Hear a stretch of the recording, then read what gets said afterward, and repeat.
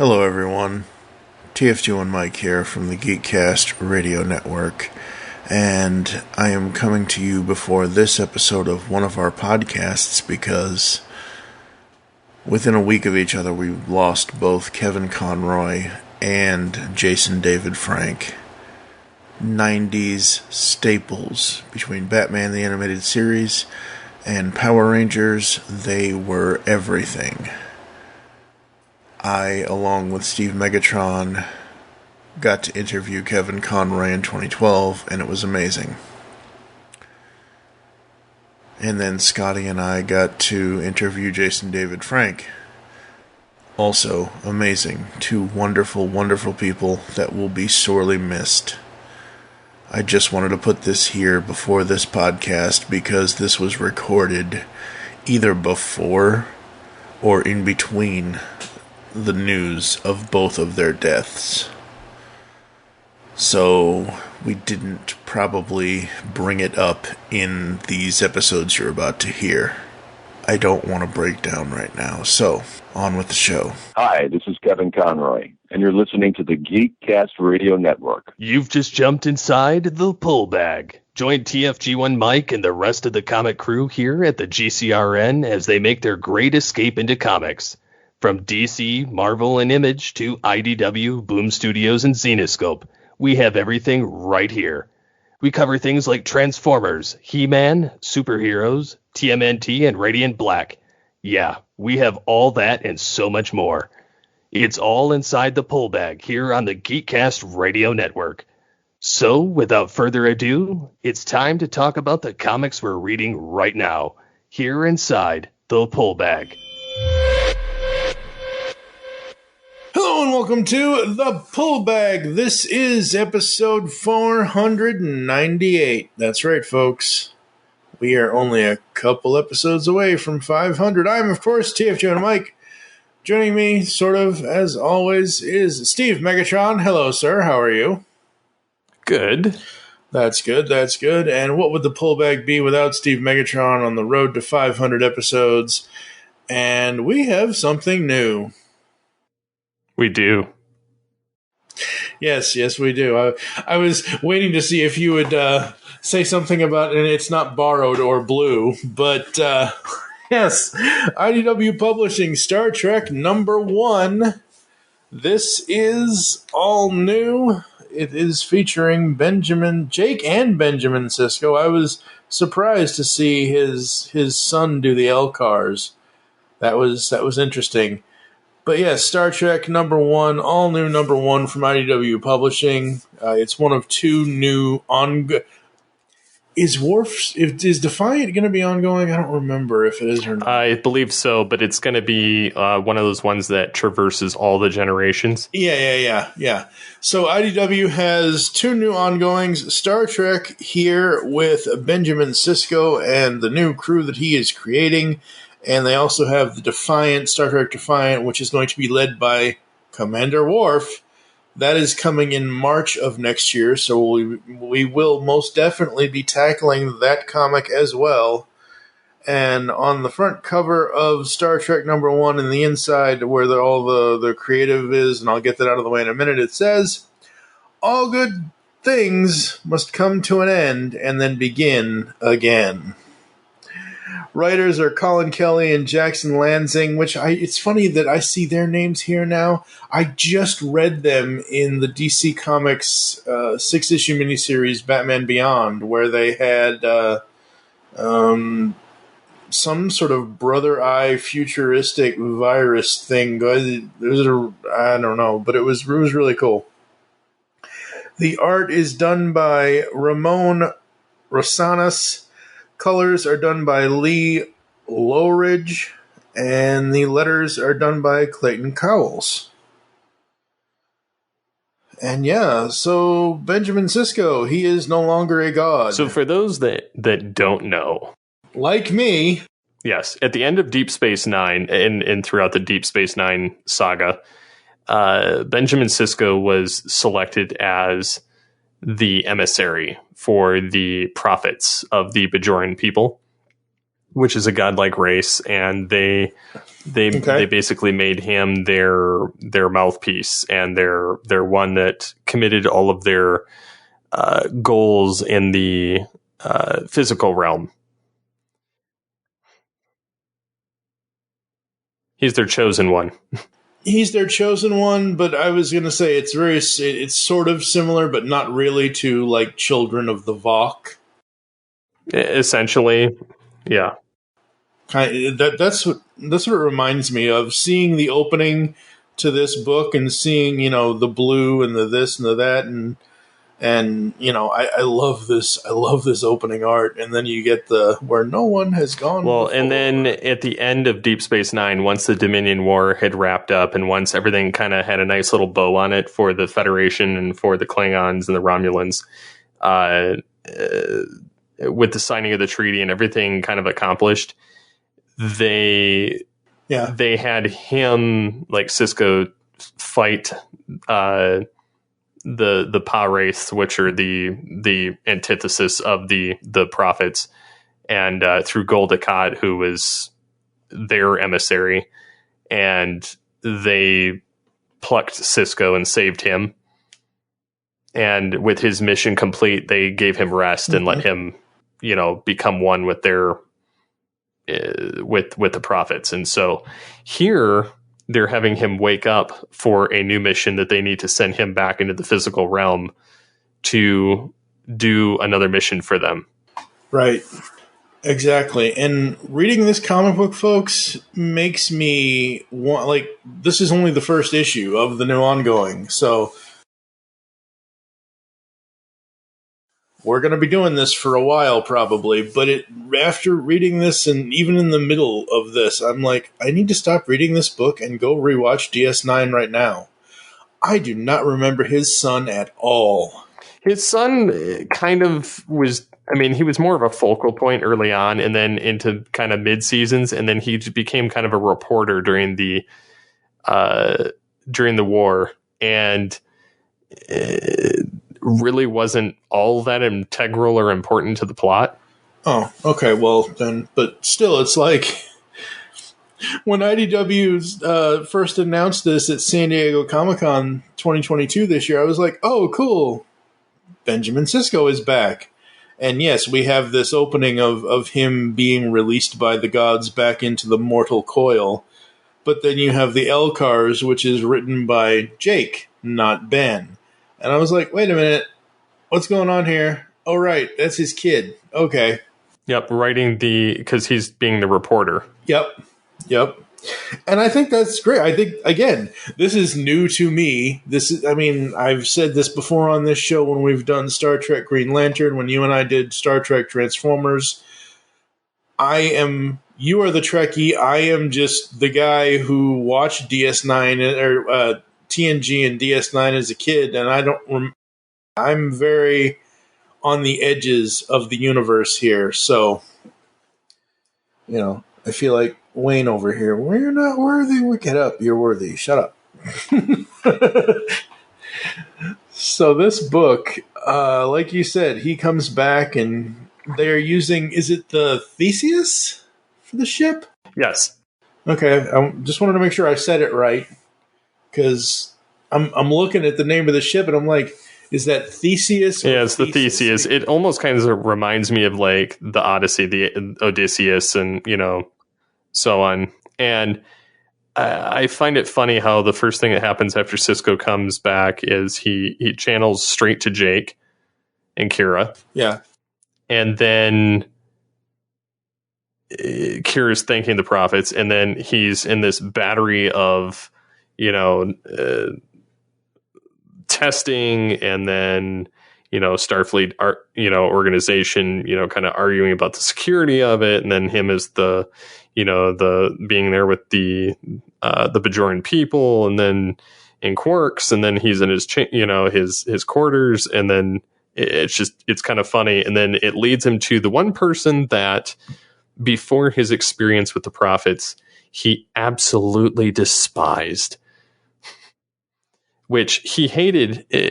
He hated Captain Picard because he was taken over by an alien species against his will and forced to do something that he didn't want to do, and in turn killed a lot of people in the Federation, including Sisko's wife, Jake's mother, and as Locutus. And so now the shoe's on the other foot. Because now he understands what Picard went through. And this time, instead of meeting on the Enterprise D for the meeting, on the Enterprise E, they start off on the Enterprise E here. And what prompts the Theseus thing is he's looking at the model ships of the Enterprise and sees the Sovereign class, Enterprise E there, and he's like, I need this ship, like this design. Because it's able to withstand battle, it's able to withstand, long range stuff. It's like the workhorse of the Federation in this particular point in time. I love this. I'm loving this. This is so great. Like this is really fun, and it has obviously the continuity of obviously Picard is there. Obviously, other characters are going to show up later in the issue. And that's fine, and that's great. So it has the stuff to pull you in, but it also has the stuff that's going to pull me in because I want something that is like I said. I remember watching DS9. So the DS9 story it wasn't a one and done, but it's a fledged out. It got its chance over its lifetime to have a full closure type thing, sort of, and this is just fun. Well, and then it's funny because Picard, is like, look, I understand, because Sisko's like finally he understands, the other foot, because Picard's like, what do you need? What do you need from me? Just ask for one. And he's like, yeah, and then I was taken by a mysterious alien race and no one else understands and had my body and mind changed forever. And the Picard looks at him, and that's why Sisko's like, that's why you of all people. And so he's like, hey, I know a guy. He says, but he's like, but I have one condition. You take a first officer I choose. And he chose Data. Yeah, because Data is not going to, Data, Picard implicitly trusts. And with Riker about to embark on his own, he, I think this is also partially priming Data to become his next first officer. Now, mind you, the Theseus is not, it's not a Sovereign class ship. Right. It's a Discovery class experimental cruiser. I think that's why he said, this is the ship that I need. Yeah. Because he can essentially start fresh. Yeah. And what's funny about it is they purposely put this to the time period of Star Trek Discovery. Like, it's a ship that, was kind of created, an experimental one that was around since the 2260s. And then it was done with, a first contact mission, heavily damaged, during multiple key incidents in the original series time frame. Right. And then returned to dry dock, recommissioned under Captain Scott, which, Scotty from the original series, reconstruction and new tech and Scotty's designs. And, finally they finish it. And lo and behold, who's in the engineering room? Scotty. Yeah, so you have 3 generations of Trek here. Of course. Yeah. And it's really fun. And I am so used to doing the comic reviews here on the show in trade paperback. I got to the end of this and I'm like, crap, that's it? Like, don't get me wrong. I love the issue. I have no issues with the issue, but I'm like, but wait, I want more. Give me more. So I love the new uniforms that they have in here. Yes, they have all new uniforms. Specifically for the ship, and then except for Scotty, who wears his standard original series engineering fatigues that, for the most part, most engineers have ditched in favor of the standard issue uniform. Yep. But you also get, in addition to having someone from the original series, The Next Generation, and Deep Space Nine, you end up with Tom Paris from Voyager as the navigator, and then Dr. Crusher. Right. Along with a couple of new characters. One's an Andorian helmsman, Ensign Sato. Okay. And then you end up with the Vulcan, which is Ensign Talir. Both of those are new characters. All the rest of them are from a different generation of Trek. Right, yeah.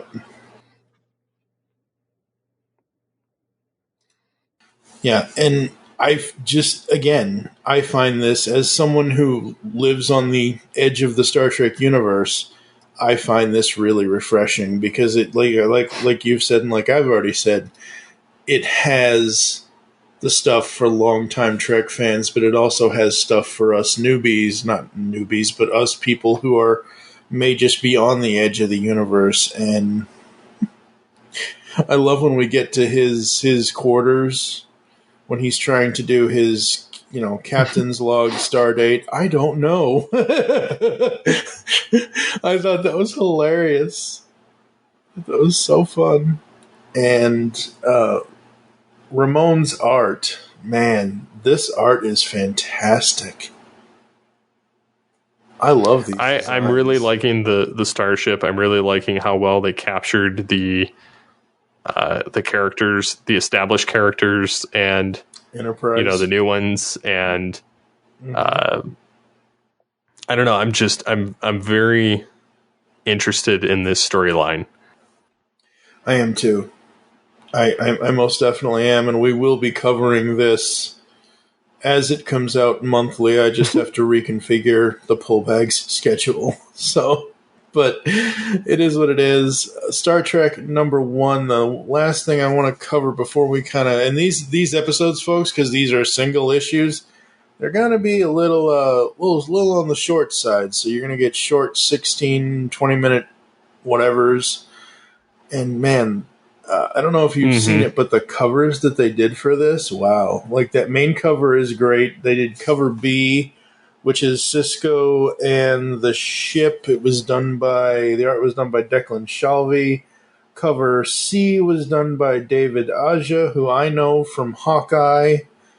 There was a online exclusive cover by Angel Hernandez and Fran Gamboa, which is just like looking into Sisko's eye, and has the wormhole in it. Yep, has the wormhole in it. There's him with Crusher and everybody, and I like these. So that cover, the cover D by Rachel Stott, that's my favorite. So what I like about these is you have the my favorite is cover A by the main artist of the book, because it gives you an example of what the interiors are going to look like. But I have always liked real life covers, and that's what cover D to me is. It reminds me of the old Star Trek comics from DC and Marvel when they were doing it. Mm-hmm. And I just have always gravitated towards that. Absolutely. One of the interesting things is you see the premises is the reason Sisko was sent back in the first place is because of someone is wiping out the gods of the Star Trek universe. So like the prophets, the Q, the crystalline entity, which we see wiped out in this one. And there are these spacefaring silicon life forms that power themselves by consuming and converting organic matter, including whole planets. And the Enterprise D actually fought one of these things, and because Lore, Data's brother, sent one to destroy the Enterprise, and they took one of them out. This thing just wiped them all out. Holy crap. And, the prophets are talking to Sisko and telling him he failed. And, Data doesn't have a clue what's going on because, just like Picard can hear the Borg, he can hear the prophets. And, you see the wiped out entities, completely shattered, and the enemy ship is gone. And Sisko's still trying to figure out what's going on, and he still has some godlike abilities because he was among the prophets. And so, he describes it the same as Scotty's Apollo, or Trelane, from the original series that had these godlike powers, and then, the prophets in Deep Space Nine, or Q, and then the whole fact of watching them die. And it's just, it's crazy to see something of this magnitude.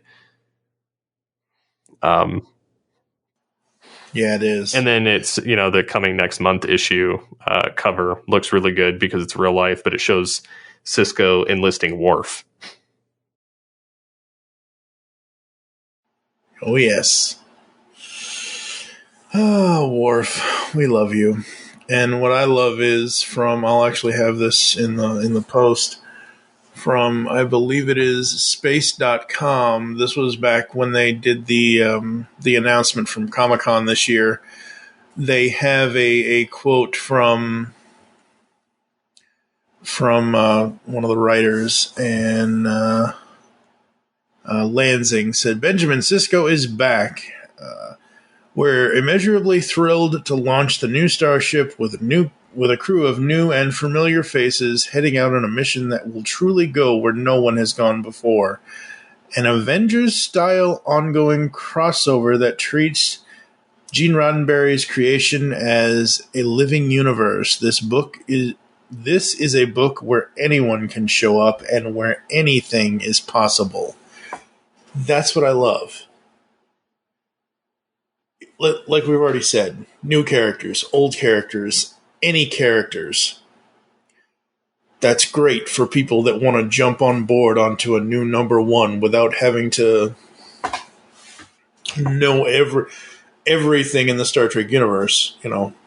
As I've already said, you're the expert, I'm the whatever, but I love that. And this art, man, I love this art. The backgrounds, the visuals, it's very crisp and entertaining. I love space. I love the appearance of it. I love the way, the Theseus is going in warp drive, both into it and coming out.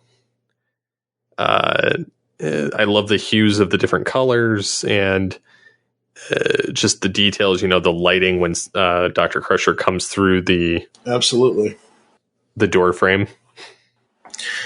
Yeah, you always got to light up that Crusher, don't you? All right, folks. Let's go ahead and rate this one. What would you give this one, 0 to 5?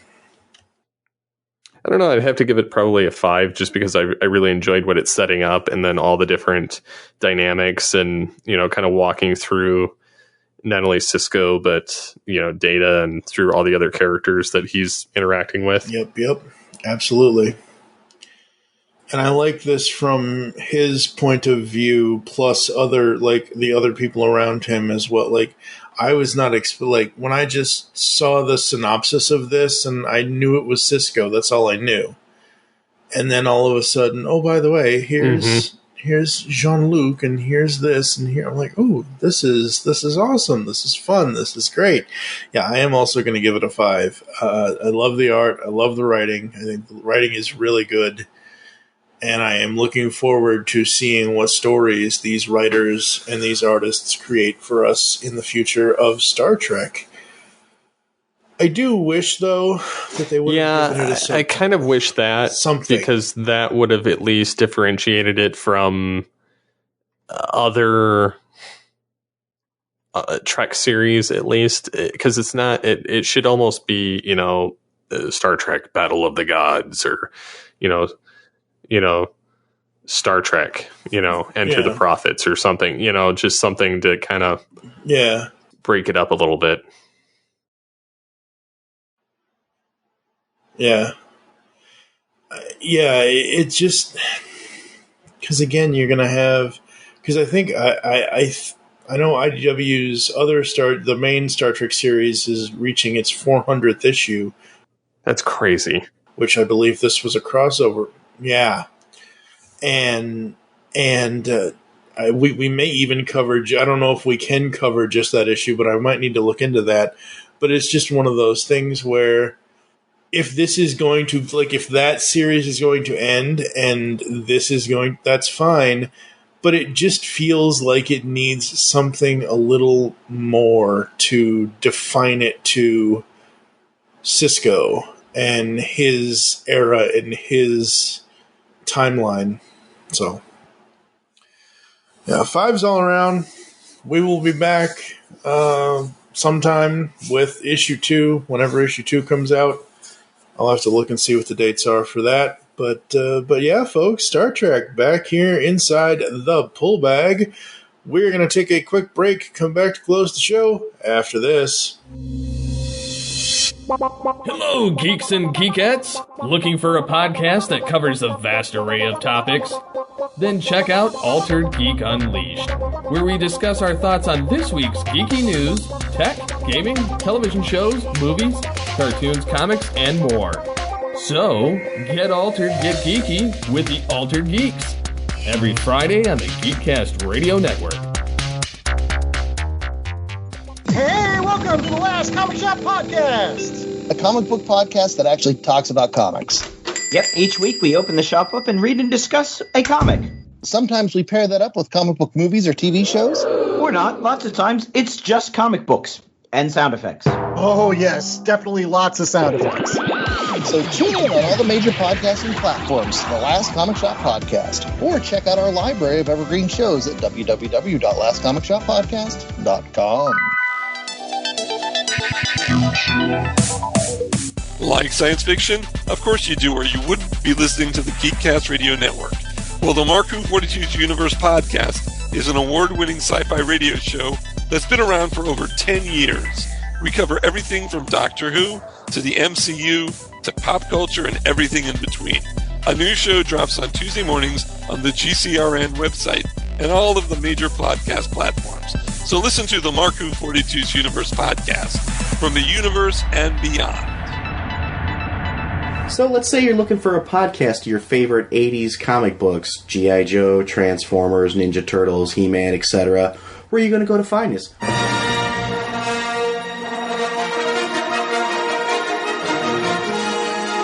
Welcome to Star Joe's Podcast. I'm your host, Ryan. And I'm Chuck. That's right, everybody. We're the Star Joes. We host a podcast called Star Joe's Podcast, where we talk about your favorite comic books, your favorite toys of all the 80s properties. Star Wars, G.I. Joe, Transformers, Mask, Thundercats, Voltron, you name it, we cover it. If it's in the 80s, we'll cover it at some point. Yeah, so what you want to do to find us, you can go to iTunes, you can go to www.starjoes.com. And remember, the Force will be with you. Because knowing us is half the battle.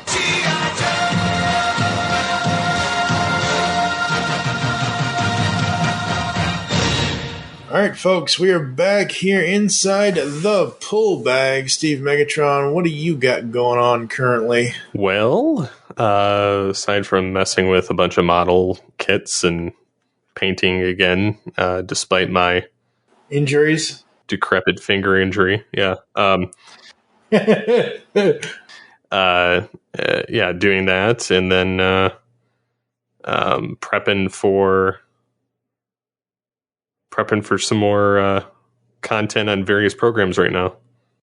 Absolutely, absolutely. All right, that's going to do it for us, folks. Thank you for joining us here inside the pull bag. If you'd like to get in contact with us, leave feedback for the show, there are several ways to do so. Visit the website, geekcastradio.com, where you can listen to and comment on all of our content. Send us email to feedback@geekcastradio.com. You can check us out on any podcasting platform you prefer. Follow us on Twitter at Geekcast Radio. If they're at the pullbag for the show, I am at TFG1Mike. What is your Twitter? At SCP21.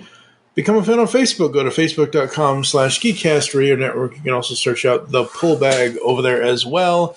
Join us next time, and it's locked in now, Bethany, so we got to get this done for Bethany's Unpopular Comic Opinions. Originally, Bethany Kessler over there from the Superman and Lois tapes with Michael Bailey and Allison Richards. When I had Bethany on to do her origins, she had said in that episode that she had either unpopular comic opinions or unpopular MCU opinions. So as we're recording that episode in that podcast, I said, okay, well, I know what episode. I needed a roadmap. I needed to find a way to get us to 500 episodes. And that was like the pinpoint for me. Was like, okay, this is going to be episode 499. You can have it. It's all yours. Take it. So we're now there. So hopefully you'll get episode 499 next week, folks. Hopefully. For now, I am TFG1Mike with Steve Megatron. As always, make your great escape into comics, and we will catch you next time. You've just heard the latest episode of The Pull Bag, the GCRN's first comic review and discussion podcast. There are several ways to get in touch with us and leave feedback for the show. You can visit the website, geekcastradio.com, where you can comment on the episode and all of our different podcasts. You can rate and leave a review for the show on iTunes. Be sure to leave us feedback. Become a fan of us on Facebook, facebook.com/thepullbag. Send us an email, feedback at geekcastradio.com. Follow us on Twitter at thepullbag and at geekcastradio. So until next time, make your great escape into comics and unleash the geek in you. That's not helping.